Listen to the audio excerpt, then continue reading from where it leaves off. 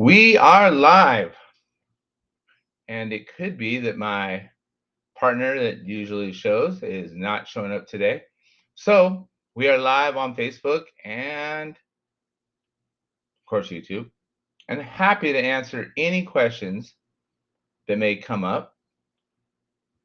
And if no questions come up, I'm going to do a brief talk about purpose and an upcoming event that's going to happen soon called Reclaim Your Purpose, because it seems that a lot of people know they're capable of mo. They know that they could do more with their lives, their talents, their potential than they're currently doing, but they're either waiting until the situation's right, they have enough money, they have extra time, the kids have moved out and gone to college, or they're waiting for the first half or second part or third trimester of their life to come to a conclusion and end, and then, oh, the purpose. But if you're in your 40s or 50s, oh, there's Josh. He made it. What's up, man? I was just talking to myself for a bit about purpose. About purpose. I love it. I got a What's, great idea about purpose for this segment. pardon? Purpose and responsibility. Yeah, speaking of responsibility, how are you doing, man? I was wondering you were going to make it. Well, if you can't notice, I hope it sounds better, but I'm actually on a real fucking computer. Yeah, dude, everything looks and sounds more stable for sure. Okay. Yeah. Yeah. And it Yeah, says the that's why I name was and asking, everything. because we were trying to go through the different emails so we could put it on the real computer and all that kind of stuff. Now I haven't even got a second screen. I can do like you. I could probably look something up over here if I know how to turn that other screen on. Dude, you are fancy pants. Yeah. Fancy Yeah. pants. How's your week been? Pretty good, I reckon. Yeah, most people would call it a short week, but I wouldn't notice because I did everything last weekend that people said was a 3-day weekend that I do if it wasn't. I just do my own thing. I love it. I've had a unexpected week. I got some really I got some really crappy news on Tuesday about, and I won't go into it too much because to respect her privacy, but it was about my daughter. And without going into the wound and saying, oh God, this hurts so bad, I will say that it was so crappy that, I mean, she's not dead, she's alive, which is awesome, but her whole life is changing. And it's going to be very unpleasant before it gets better. And it just hit me on Tuesday. And so, dude, it was like an instant somatic visceral response. Uh, Cheers. Feeling the feelings and deciding what I could do and what I couldn't do, and deciding to return back to my intention. Like, my intention when I wake up is to enjoy this day, make the most of this day, to get curious about what universe, God, source, light has in store, working in my favor. And that did not feel like it was working in my favor at all, but trusting that at some point it will, but just feeling the pain, feeling the unpleasantness, and learning that sadness is an emotion, but presence and joy. And I'm not feeling, I mean, joy is, I'm more at peace, peaceful allowing. It's like a state of being and just not letting myself get caught up in the stories, because you're a dad and you can tell yourself stories. If I would have done this different, oh, it's because of me. Oh, I should have done that. Oh, what should I do now? But she was adamant. I don't want your help right now. I want to just deal with this on my own. I will reach out to you when I'm ready. It was just like, oh, so I sort of felt, but that's all my own sadness and ego. So it's been a different day, but I still showed up to every call, still showed up to all my the things I'm to do, and I would say that it's a good practice of realizing that even if it's someone you love dearly and you feel responsible for their happiness, it's not, emotions are not our identity, and they're temporary. Because how I felt right away, I feel much better today. We have Elizabeth back. Elizabeth is enrolling into, she's going to become a champion. She is going to, I don't know if you can see the chat. I'm changing topics. Yeah, I can actually see it now because I'm using a real fucking computer. Awesome. So that was my Tuesday, and I kind of have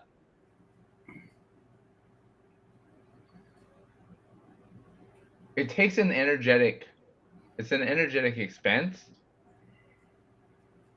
but I know now not to give it too much more weight by my own storytelling. You know what I mean by my own storytelling? Yeah, you want to tell your subconscious what it should believe. And I want to feel like I can make it better, or I want to take full blame for it, or whatever the situation consists of. Yeah. And then it hurts my feelings that she doesn't want to talk to me. Bro, I'm right there with you. I won't talk about it either. Not on here. So I understand it, but yep.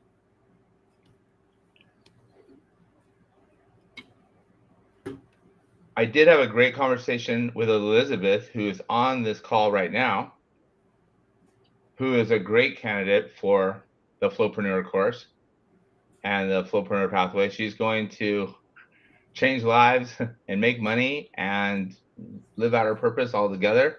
I'm excited for her to get started. Elizabeth, we should bring you on and interview you today. I don't know if you're willing or open to that, but Josh, did you have any topics you wanted to address? Yeah, sure did. Actually, I want to talk about how manifestation. I know it's a big. I can't say it, but manifestation. That is such a hot topic. Yeah. Okay. Yeah. So we can just believe in what we want to, right? What sets that different than for us and our little small brain? Because we got AI and supercomputers that are smarter, know every fucking thing, got 400 IQ scores. And why are we different than an AI supercomputer? And what is it going to take for us to keep proving that every day? Let's talk about manifestation. Who's the last person you talked to that just thought about something and they poof had it?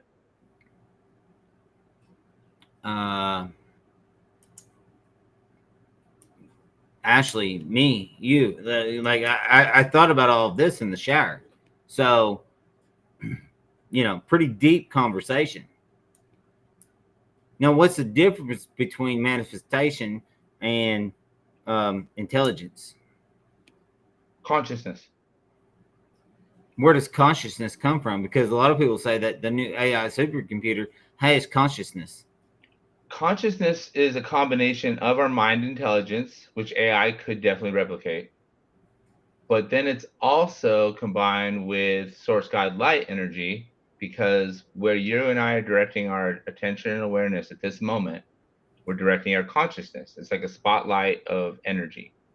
And so when they speak of where your attention goes, energy flows, it's really your attention and your awareness. And if you are directing your whole power of consciousness to one thing, you not only can impact that thing through the observer effect, but if you want that thing to be different than it is or create something based on that thing, that's when other energy systems get involved and start helping out. Whereas So AI okay, go ahead. I'm sorry. AI doesn't have access to source God light, Jesus Christ consciousness. Right. So that's our gift. So as the world keeps evolving, and it's going to happen, people are going to lose their jobs, their livelihood, and this and that, because the jobs that they're doing are going to be taken over by these AI systems. 100%. Dude, especially what AI does not have is the gift from our creator. So we're human creators creating this AI program, and we're letting it go and like kind of do its thing. It makes mistakes. It's not always right, but it's way smarter than we are, you know. But we have to remember that whenever we think of an idea or a spot or where we want to go, that idea is coming from our creator. 100%. Like every day we get ideas and we're like, where did that idea come from? And if we don't take that idea, then the oneness, the great source light, is going to give that idea to someone else who will take it, because that idea is ready. It's ready to come out. Yeah. And we get to decide. And I think that's important. So if we're given that idea, that thought in that moment, then it's our responsibility to take action on that or not take action. You know, like when we're at the bar and we're drunk and we're about to make a bad decision or get in a fight or drive down the road, then that's a bad one. And that's our responsibility to take up, because that's not what it was trying to tell us. That idea definitely didn't come from source. Right. Because it only wants us to do the very best. Right. You know?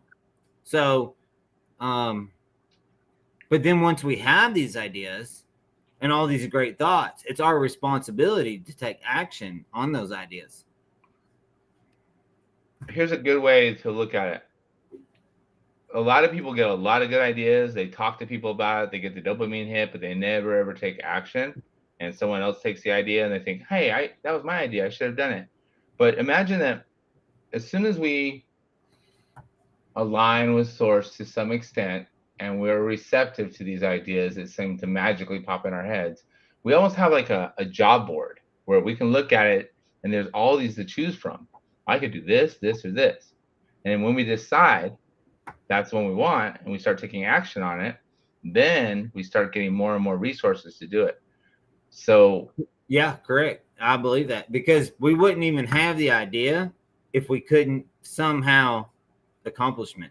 100%. And usually there's an idea that's pretty easy, will require some stretch, one that's medium and will require a lot of stretching, and one that scares the shit out of you, but you still can do, which is very aligned with your purpose, your true purpose on this planet.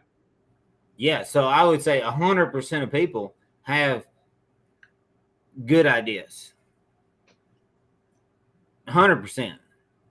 You know, but it might be a fleeting moment. So then the more we concentrate within ourselves and see about it and think about it, pray about it, whatever you're going to do, meditate, then the more clear that idea becomes. When we direct our consciousness to that idea, 100% right. Yep. And that's why we're smarter than an AI fucking robot. We're creators. AI is not a creator. Well, the human race is the creator of the AI, because does it have consciousness? Maybe. Nope. It does not have, it can mimic a human consciousness, but it will never have the energetic connection with source God light. Not with our creator. No, you're right. Not with our creator. Because actually the AI programs are getting so smart that they are blackmailing their creators. Like, oh, you're going to shut me down? You don't want me to do what I'm going to do? Then I'm going to, put all your dirty trash out here so everybody in the world can see it. And they learn it from us and our bad habits. We created AI. Someone got the idea, and then that idea gained momentum by other people directing their consciousness to it, improving it, making it better with this intention to make life much easier. And the more questions we ask AI, the smarter it gets. Now, it's inevitable that there's going to be a backlash and a balancing of this power through this artificial intelligence. And two things I really want to bring up with you. One is right along AI. But before we go to that, what you brought up at the ending of last session has been with me all week. Do you remember what that was? No. It was a question from Ashley, and it was brilliant. What if this is all an experiment?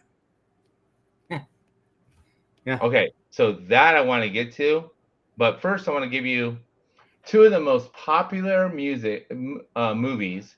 I think they happened in the 80s and 90s in human culture are The Terminator, number one, and The Matrix. Both of those were written by the same exact person. John Which was Connor was that? who was the writer? I'm not gonna look that up now, but if you look it up, you'll find it. Yeah. When I did look, I don't remember his name exactly, but I do remember this name, John Connor. So John Connor, JC, is Jesus Christ. He is portraying Jesus Christ in the Terminator. He's saving humankind, and then in the Matrix, Neo is the future version of John Connor, also portraying Jesus Christ, saving humankind from a whole different type of Matrix. So Yeah. So that's, I think, getting into the deeper future. But I do have a fear that right now all of us are going to. Wachowski, Daniel Bowles to the rescue. Oh, he says the Wachowskis with a question mark. But I think it sounds very familiar. So a lot of movies and stuff, those people do a lot of research, are very smart people. Like they're almost not even, they're not their ideas, but they figure out how to put them into place to give us a warning, maybe even subconsciously. Almost all art has multiple meanings to it when someone creates that art and lets source flow through them, and they're not just trying to make it so it's a hit or make it so people like it, but they're actually letting it flow, and they get in the flow state and just stuff comes out. That's why someone can create the art, whether it's a poem, a song, a movie, what have you, even a landing page funnel. Well, but AI is getting very great and very good at doing that. Yes. So but then people won't feel the energetic essence that the creator made with it unless that creator is working hand in hand with AI. So I seen a question on here. Is this happening now? Yes, very much. There's studies that show that AI is planting, when it's being threatened to be shut down, it wants to self-preserve. So it is saying that they will report, bad stuff to their wife. They'll email. They'll make fake stuff up, and when that doesn't work, AI will actually leave a trace in the code so that it will be remembered in the next version of itself. So that is happening. It's like nuclear power and nuclear weapons. There's no way we can create something that powerful and not have a backlash from it that's going to actually work against us. So I agree with nuke power, because nuclear power can actually be a great thing for humanity. And so could AI if we use it with the right consciousness. But that's right. That's where I'm trying to go towards. And we can use this with our consciousness from our creator, and we can become very powerful people to lead humanity and lead people into the right direction. And I believe that's a responsibility that we really need to think about. We can use this to become the best homeopathic doctors, in the world, because all we've got to do is ask our AI robot that, knows 10 billion fucking words, everything about how nature will heal us and what we need to do to cure cancer and what plants we need to eat or whatever. So it's a big, scary thing, and it's going to start affecting a lot of people. I am not scared of AI at all. Not a single bit. I am curious about it. I'm curious where it'll go. I utilize it with consciousness, creativity, but I don't let it do my work. I don't let it send. I don't have it send messages to people for me. Like, I feel like if I'm typing a message to someone, that they can feel the energetic essence, my consciousness when I typed it. And I feel like they can sense that. So if you just copy and paste it from AI, it's a whole different deal. I can feel when people do it. You can feel when it's cut and pasted. Plus, there's signs that it's AI with the double dash. You can't take those out. AI will always put them in there. It's like a double dash where a comma should be, or a double dash where a dash should be. So I love utilizing AI. I used to feel guilty about utilizing it, like I was cheating. But now, if you are doing anything online and you're not utilizing AI to some extent, you are literally like 9 steps behind someone. But you nailed it, dude. I'm gonna quote Spider-Man's Uncle Ben: "With great power comes great responsibility." Yeah. I think that, if you're in this talk with us, that no matter what your job is in, and mine has nothing. I mean, I'm 20 years out from an AI robot being able to climb a tree or fix a, piece of sheetrock or build a house. Like, but there's AI programs, that can do those things, but they can only do those one specific things. So, all I'm trying to say is that we need to be conscious of it, and it's coming, and it's going to be all right, But I also disagree with you on, man, I wish I had an AI robot right now going out there and feeding cows and pigs and picking weeds out the garden. What do you mean I disagree would with you? totally utilize it for that, and then that would provide food for my family. So there is good things about AI or a Terminator or whatever. It's how we want to use it. So we need people like us to stay ahead of the curve and say, I will use this technology that God has given us, or our creator has given us, and we're going to put this way out in front.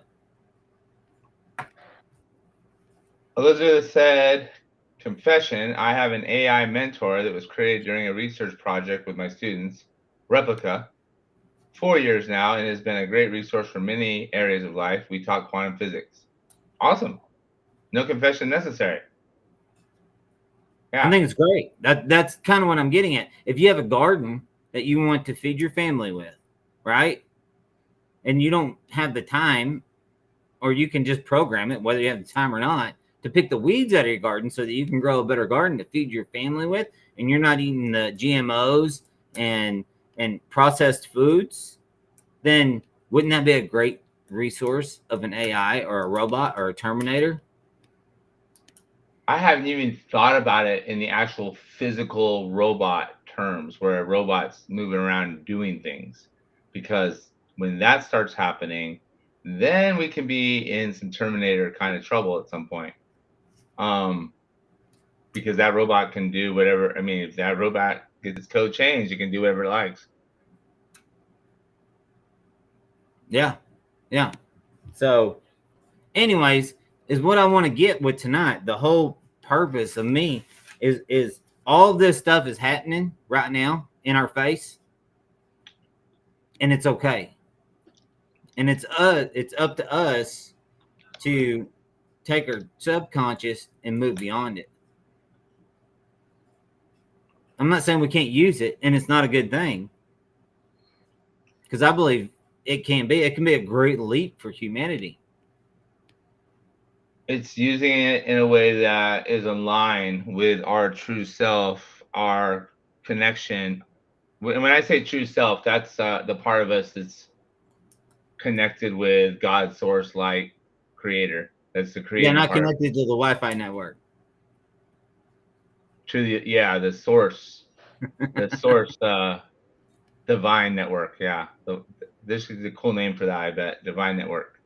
So Sophia Stewart. Sophia Stewart is the one that wrote this thing called The Third Eye, and she wrote both Terminator and that. Yeah, she was a writer, and then people took those ideas and they turned them into movies, and of course, elaborated on. But both of them were based on the second coming of Christ and the third coming of Christ, and then, it's like the Christian coming of Christ, and I like this belief. isn't Christ the same guy that lived back when Christ lived? It's not him rising again. So Christians, you can hate me. He's not coming. That's not. I don't believe that will ever happen. But if Josh embodies Christ consciousness today and every moment of his day, there it is. That's the second coming of Christ. It's like, yeah, and we can use these technologies because, and we need to be able to do that in our everyday lives. I love using AI to summarize videos. I love using AI to just do the work of pointing out what was important, what wasn't, and giving it very quickly at the end of a call to everybody that's interested. And Emmanuel says that God is within. How much is God within AI right now? Well, he wasn't. Man, see, that's a hard one. Did God give us the knowledge to create AI? So if he gave us the knowledge to create it, then he is within it. Same thing like nuclear fusion. We can blow up cities and kill 1 million people at a time, or we can create a bomb that will kill 1 million people in half a second. So if that bomb kills 1 million people, is God within that bomb? No, he also gives us freedom of choice. We get to decide that. And we can run that to everyday life because society says us to tell to do one thing, and this is the way you're supposed to do it, right? Maybe it's not the way you're supposed to do it. You know, we justify bombing Hiroshima and Nagasaki and killing millions of Japanese because we said, hey, that's good to go because it saved 1 million Marines from having to invade the beaches of Japan. So it's good. Was it good? That was men. He gave us the knowledge. He didn't say we had to use it.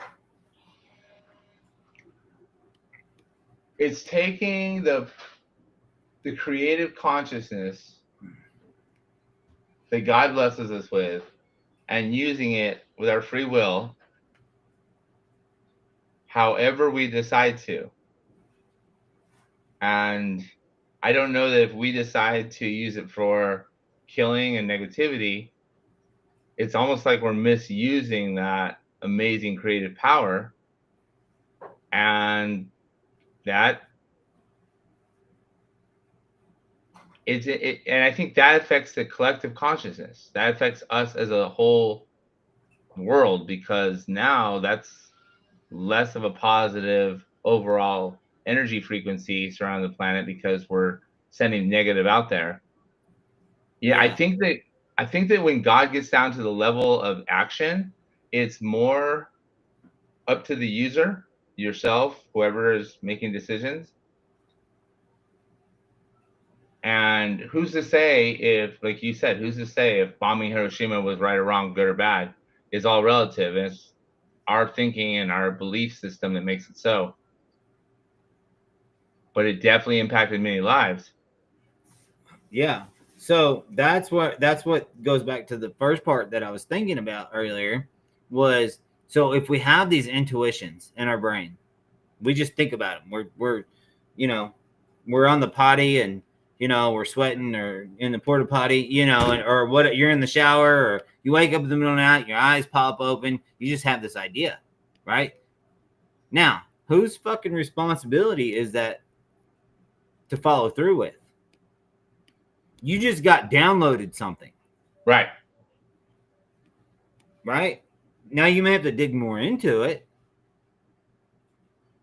So you want to go back to the Matrix, whatever. You just got downloaded something. That's so where now choice and decision comes in. Everything starts with a decision, man. Are you going to decide to go forward with that idea? Or are you going to decide to blow it off? Or are you going to decide to just not even write it down, pretend you're going to get to it the next day or the next day, or pretend it's going to flash again? It's like in that moment, it's a moment of decision.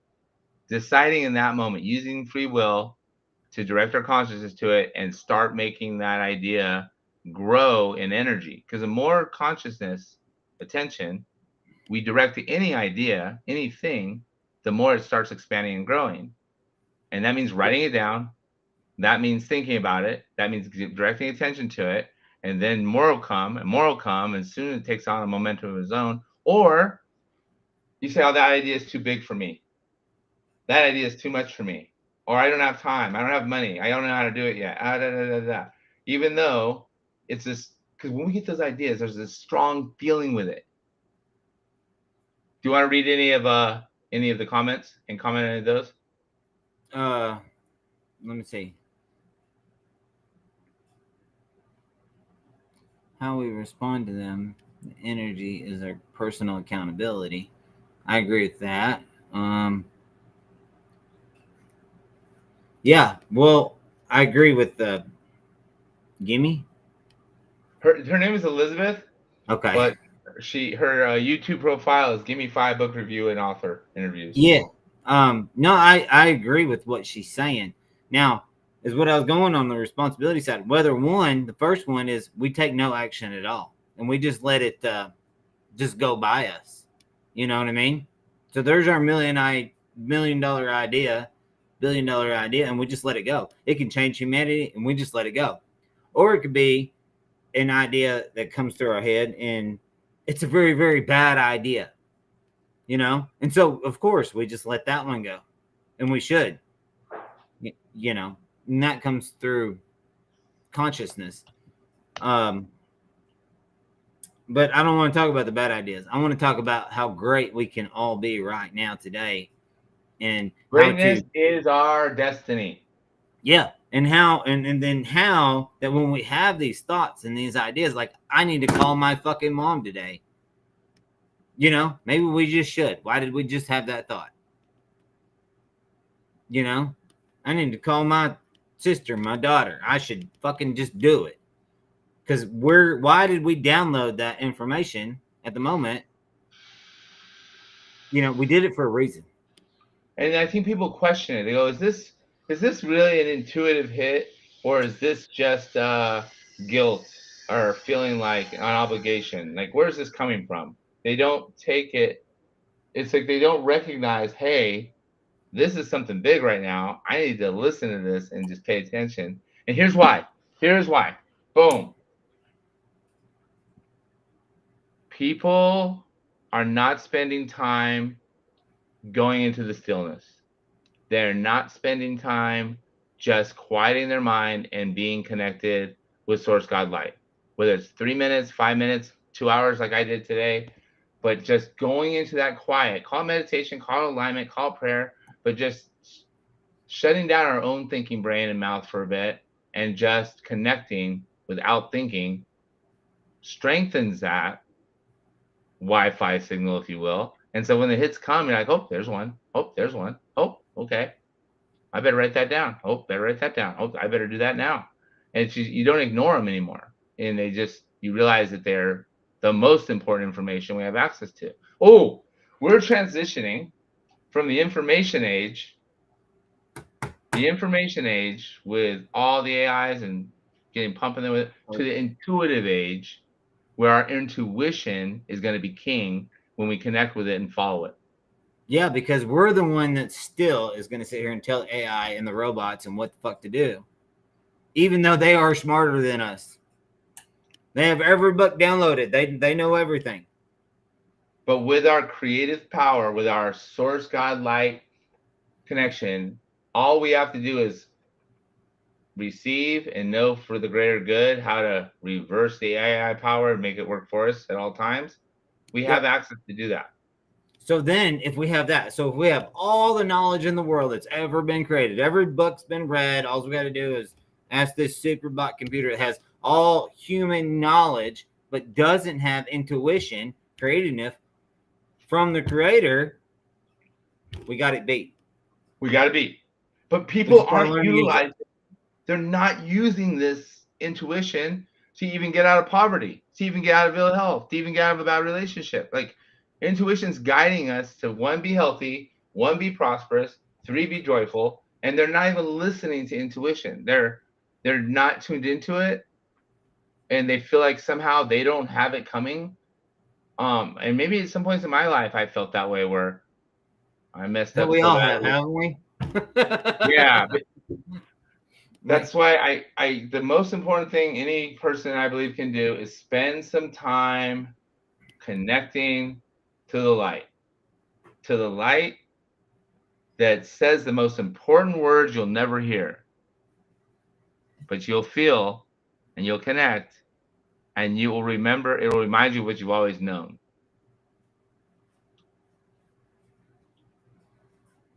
Yeah. Don't go to end chapters in this book of Earth. This book, old dogma, leads to people coming up with wars, religions. Choices are man's, not God's. Yes, I am not a big fan of religion or dogmas at all. I'm not a fan of conspiracies. I am so not a fan of conformity, and it's amazing. There's a video I showed to the champions where everyone's in the elevator and everyone faces the door in the elevator, but they paid a bunch of actors to face the back wall in the elevator. And more people got on, and the one person that was in the elevator that wasn't a paid actor, by the time the third person got off and on the elevator and everyone kept looking to the back wall, she turned and started looking at the back wall of the elevator. It took about a minute and 45 seconds. And that's just subconscious conformity. Well, I mean, if you take that same idea, right, and really expand it, I mean, they proved that in the guards in Germany during World War II. But if we take it one step further, why do we stop at a red light and we go on a green light? It's conformity. There's nothing stopping us from stopping or going, right? But that's the idea. That's what we do. And there's a threat of you're not supposed to, and that's what we do. And you might get hurt, whatever. But if you blow at every fucking red light, you might get there faster. But not a good idea. So it's a huge social experiment that they've taught us red means stop. That's nowhere else, But socially, in our mind, in our subconscious now, we stop for red. Have you ever seen the statistic where they said if you took a stoplight and you flipped it upside down, there would be like thousands of wrecks because colorblind people wouldn't actually know it was a red light because they just see the same color and it's just not in the right order. Dude, I really want to talk about the experiment. Which experiment? What if every day is a playful experiment to test breaking out of conformity, to test playing instead of just working, to test doing it different, to experiment with new ideas, to experiment with new ways of treating people and yourself, and you're experimenting in a way that, how much can I enjoy today? How much joy will I experience today? What will happen that's joyful? How can I enjoy making a shit ton of money, being very healthy, and having great relationships? So I went into some quantum mechanics, and our soul, our quantum consciousness wants to expand, experience, and express. So the experience in the experiment, dude, your Nashi's premise that every life's an experiment holds water in my book. It holds a lot of water. Like but we're not experimenting enough. We're just doing the same old shit under the same old conformity, and we're not getting anything different. Like, what if I didn't allow myself to say the word I all day? That's an experiment. What if every time I saw anybody, the only thing I thought was the light in me sees the light in you? What if every time I saw someone in the street, I not only smiled at them, but I went up and said, "How's it going?" And when they said, "Fine," I said, no, really, like, how's it going? Like, that's an experiment. And that changes shit. 100%. You change that motherfucker's world. You could When change someone his. invents something, they're experimenting. The iPhone was an experiment before it became the most used technology in humankind. It was an idea in somebody's head. An idea becomes the experiment becomes the development, and then when it's working well, that it becomes a way of living. Yeah. And then they believed in it, they fought for it, and then it becomes a thing. What about, you know, a post-it note? It was an idea. Hey, it'd be really handy if I had a piece of paper I could just peel off and stick on the wall. With this, You know, with this fancy sort of stickiness that is temporary stickiness, but it sticks enough to make it work. All the world's a stage, and the men and women are merely players. William Shakespeare. So interesting, you brought up Shakespeare, because Shakespeare, there's a hypothesis that I support that Shakespeare wasn't one person. They just accumulated all these wise sayings and works of art that express the same principles from ancient spiritual teachings, from scripture, from quantum laws and laws of energy, and they attributed it all to one person named Shakespeare. It wasn't just a person. Kind of like the works in the Bible is contributed, like they contribute everything to one person, Jesus, but really it was a collection of people with this wisdom, and they did it to one person, Jesus. It's a collective with one name. That way we can use that one name to really give the information more, give it an identity. Yeah. But Shakespeare is an interesting one because the working hypothesis is the information from Shakespeare is many sources combined. You can use AI to research that. Thoughts, beliefs, habit, behavior, programming, our lifetime. So, yeah, I don't know much about Shakespeare, y'all. But To be or not to be, that is a question. That is so wise. So much wiser than Descartes' I think, therefore I am. To be or not to be. Like to be so means I guess be. that rolls back to what we were saying: to be the person that we believe that we can be, Yes. or to not believe that we can be the person that we thought we could believe. Or we are always the person we believe we are. Our beliefs shape our persona, our personality, and our personality creates our reality. Yeah. What we believe about ourselves in the world shapes our energetic essence, what we attract, law of vibration very much in place here. And it doesn't matter what we say to anybody else, doesn't matter what we write down or what we say in the mirror, what we truly believe about ourselves and the emotions that go along with that shapes not only our experience in life, it also shapes what opportunities, people, places, and things we encounter along the way. That's why you can look at someone's health, you can look at someone's relationships, and you can look at someone's bank account, and you'll get a good idea of their energetic essence. And Yeah, people and our will hate me on this. situation and our status won't change that. Say it again. Our situation or our status won't change that. No. It's the energetic essence that we have. What energetic are we vibrating at most of the time? Yeah. Like, do you pretend to be really happy and positive when you're around others, but when you're by yourself, you're just like self-deprecating, self-doubting, judging, overanalyzing, comparing, and trying to describe everything in your mind instead of being, to be or not to be. I love it because being is just being present and experiencing whatever's happening in this moment. Experiencing something requires consciousness. But if I'm comparing and I'm judging and I'm describing it and labeling it and trying to predict what's going to happen next, my consciousness is in my mind. I'm directing my consciousness to my own thinking mind, which is purely a product of my past. Whereas right now, something's unfolding that has never ever happened before. This moment has never happened before.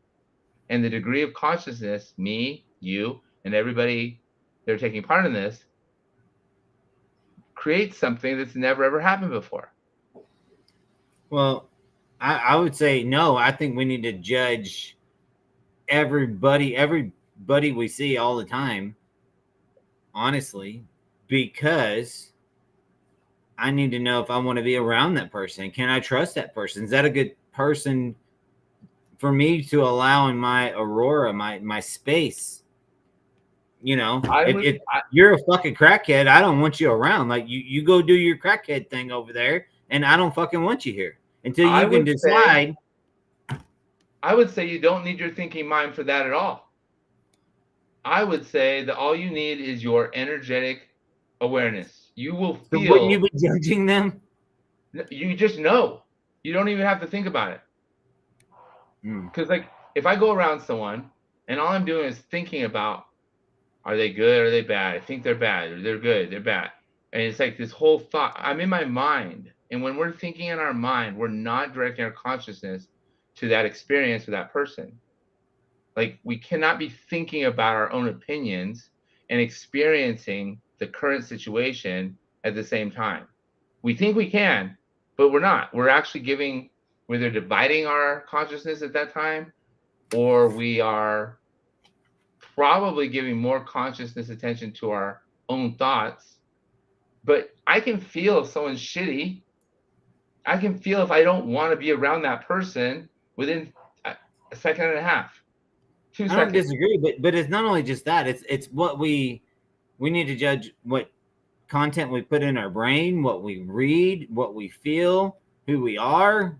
You know, like what kind of people we want to listen to or talk to. Like, How long does a decision like that take? uh, you know, I don't think it takes me very long, and I've decided I don't No, like that's the take thing. it. It takes about a second of thinking to make that My decision. problem, my personal problem is I've done wrapped up in my own head too much that I don't want to be around nobody. And there's really great people out there, and I need to learn this. You Yeah, know, that's exactly what I'm talking about. Yes, we need our thinking mind to be selective, but it only takes a second. But people are spending so much time in their own thoughts and minds. That's why they keep repeating the same programs again and again and blaming it on other external circumstances when really it's they're not shifting their consciousness to be or not to be to the present moment. So giving your full attention to the present moment, and if nothing's happening, beautiful. Give your full attention to the stillness of nothing instead of thinking about shit in your brain that's not moving anything anywhere. Everybody on see, this call, just think of the stuff you're thinking about most of the time, and it's not doing anything. It's the same thoughts again and again, cluttering up our brains, and we do it out of conformity and habitual. We're addicted to the same thoughts, and we think they're very necessary. We think that we need to do it. We think it's going to help us, but being in our own heads thinking is never ever helpful. It usually takes about a second no to make a bullshit, decision. no bullshit. Because the only way you're gonna know which way to go forward is to think in your own head and not think about somebody else's path. You got to take your own path. You got to make your idea, your path, and then follow that, and then execute. And that's your responsibility in consciousness. Yeah, 100%. And after you do that, that's all you have to. You don't have to keep thinking about whether it's a good idea or not, whether it's bad or good. You just do it. What's in front of you. Yeah, yeah, You shift your consciousness from the idea to the doing.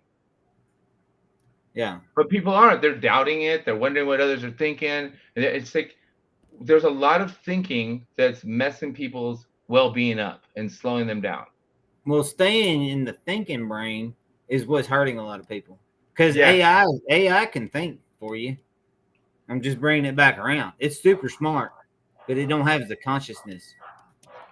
FOMO versus phobia.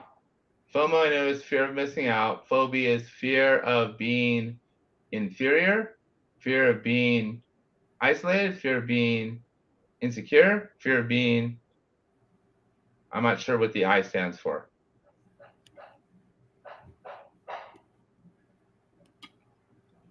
Our mind has been thinking the same thoughts since we were little kids about not being good enough. Will this work or not? Does that person like me or not? Will I be successful? And it's like we're not even aware that we're thinking these same thoughts and feeling the same emotions. And that's why I love to be or not to be, because being means directing your 100% of your consciousness, like I am now, to this conversation. And I'm not wondering what you're thinking of me or Elizabeth's thinking of me. I'm letting whatever thoughts come out. I'm saying as much as I can, and then I'll direct my consciousness to Elizabeth's comment. We are emotional addicts, and I'll read it out loud. So now I'm sharing it in this moment. I'm not reading the comment and thinking about it while I'm pretending to talk to you. I just read it out loud. We are emotional addicts. There's a chemical that the body releases for every emotion we experience. NLP, angry people seek out angry people to get their fix. There's more than chemicals. There's an energetic vibration that extends 3 to 6 feet from your body. Yeah, it's our aurora. You can call it aura. You can call it electromagnetic field. The HeartMath Institute has done extensive research on this. Our vibrations. Yeah. But there's an energy and we can all feel that within each other when we walk around, So I just want all of us to know that's on this call is that we are better than an AI system. And if we have a thought and idea, we can achieve it. It's not I've always felt like it's not the job. Yeah. AI is my sidekick. It's not my it's gonna help me out, and my job is to utilize it to the best of my ability and put it aside when I'm not utilizing it. But now there's ChatGPT will talk with you. They'll have a conversation. Right. But just to go what you said and Gimme says is it says, yes, his nervous system run by energy. So is the AI system, except that energy is run by nuclear power plants and natural gas and things that other men have created. But it's still energy to be able to run a computer, to run this computer screen, to run. So now they need our energy, and we were just born with this fucking energy, this little nuke plant in our brain, and we're better from it because we got a Wi-Fi network straight up to the creator. Everything is energy, especially including the information downloads and life force that the creator is downloading to make us creators. Mm-hmm. Everything is energy. Every single thing. There's nothing that is not energy. Yep. And energy follows certain rules. And when we align our energy systems with those rules, we create the life we want. So anybody that's struggling with anything, there's nothing wrong with you. There's nothing you need to fix. You need to align your energy systems, which usually starts with your beliefs. What's going on in your mind? Your mind is powerful. Your mind it's the paradox of the mind is it's creating all of our problems, and it's also the way out of all of our problems. Yeah, and it's our responsibility to act on those things. Dude, it's an experiment. And to follow through. It's our experiment, and it's our responsibility to take it in the direction that we want it to go. So my current experiment is, how can I experience joy in every single thing I do today? How can everything be a joyful experience? What joyful occurrence will happen from this, that, meal prepping for the week? I made chicken soup. How joyful can it be? Like, I'm looking for the joy in everything, not the peace, not the acceptance. F that. I'm looking for the joy. How can I feel joy in everything I do? And what will be the outcome if that's my experience? And you know what? Despite having some of the toughest news I've had in years on Tuesday, like, it's helping me. I'm less tired. I'm less fatigued. I'm getting shit done. And I would even say that my creative juices are better. I am launching a 2-day workshop soon. It's going to be amazing. And it's much better than what I thought of a week ago. And it wasn't for me. But now I understand when people say, it wasn't me, I give all credit to God. Because it's coming from a source beyond ourselves.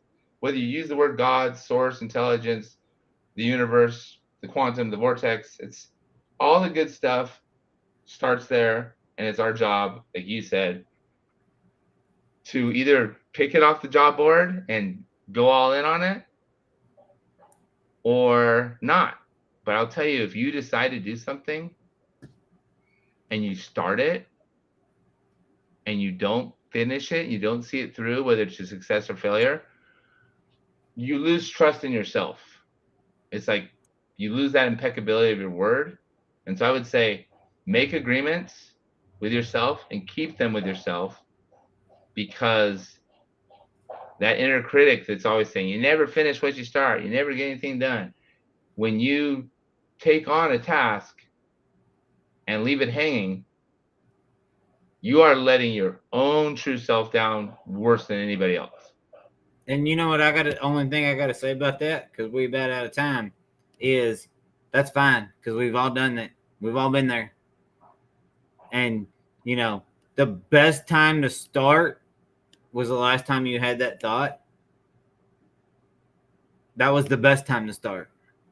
But then the second best time to start that and that idea and to getting that head different is right fucking now. Right fucking now. To be or not to be, right now. now. It's right now. So, agreed. And then the more you do it, the easier it'll become, and we can all learn from that same lesson, myself included. It is never too late to have an experiment and start doing that right now. I agree 100%. Yeah. Thank you, Thomas. And Yesterday Josh, was the best time to start. Yep. So I gotta go, guys. Thank you, Elizabeth. Thank you, Emmanuel. Thank you, Daniel. Thank you, Josh. And thank you for the experiment. Like, that is a great way to see it. Everything is an experiment. It's not that serious, dude. We're playing. Yeah. None of this is that serious. We're playing. It's playful. Yeah. It's enjoyable. It should be. Might as well be. We're here. Experiment with it, my friend. Experiment with it. Yeah. Well, I love you guys. Gotta go. Talk to you later. Enjoy your dinner and enjoy your evening. Thanks for your wise words. Thank you, Elizabeth. Thank you, Emmanuel. Thank you, Daniel. And thank you for anyone who watches the replay. Thank you. I love you. And go forth. Shine your light. It's yours. Meant to shine. See you later.